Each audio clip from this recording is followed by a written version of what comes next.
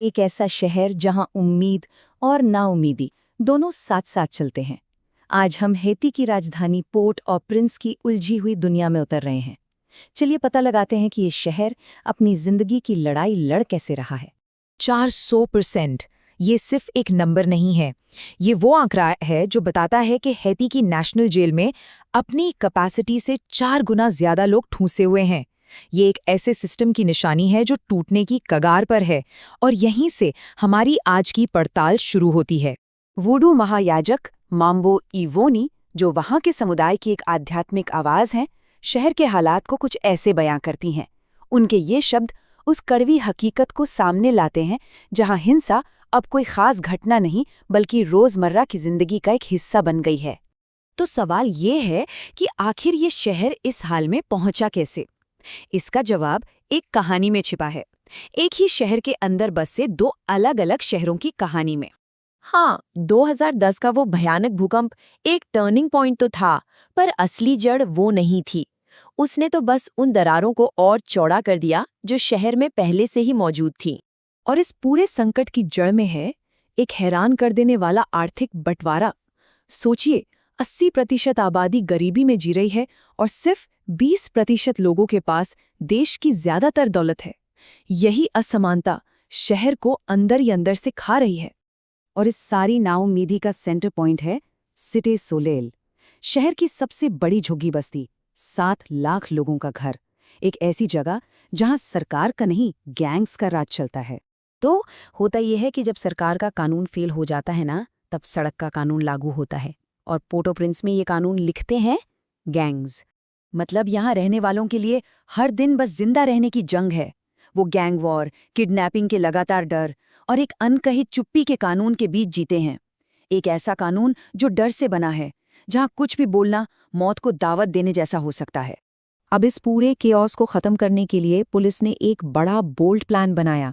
UN forces के साथ मिलकर सिते सोलेल पर छापा मारना और गैंग से कंट्रोल वापस छीनना। मगर हुआ ये कि जब पुलिस वहां पहुंची तो उन्हें क्या मिला? जलते हुए बैरिकेड्स और खामोशी।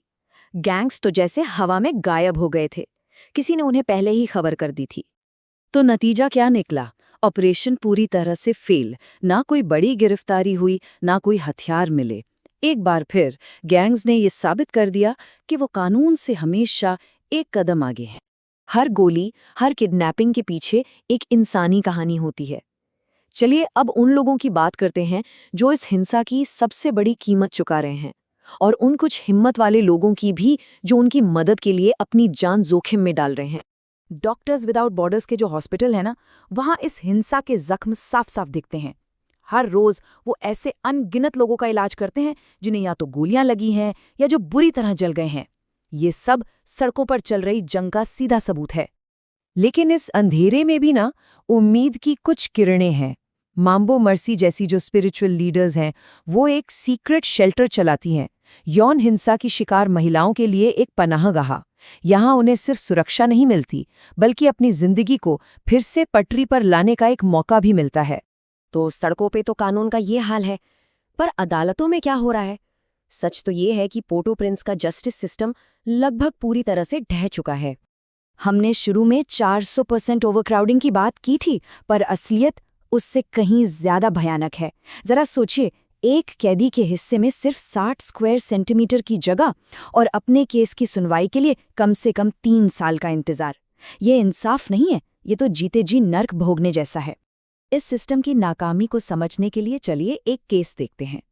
एक आदमी जिस पर मर्डर का इल्जाम है, 2 साल जेल में बिताने के बाद आखिरकार जज के सामने पेश होता है।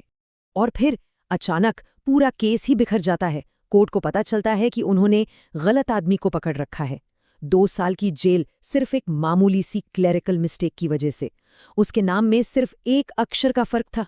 ये कोई छोटी मोटी गलती नहीं है, ये पूरे सिस्टम पर एक सवालिया निशान है।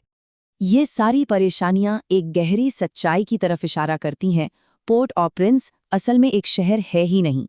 ये 2 बिल्कुल अलग दुनियाएं हैं जो एक दूसरे के साथ साथ चल रही हैं। देखिए, एक तरफ है सिते सोलेल, झुग्गी जहां जिंदगी बहुत सस्ती है और सुरक्षा बस एक ख्वाब। और दूसरी तरफ पेटनविल, एक किला जहां अमीर लोग ऊंची ऊंची दीवारों और प्राइवेट सिक्योरिटी के पीछे रहते हैं।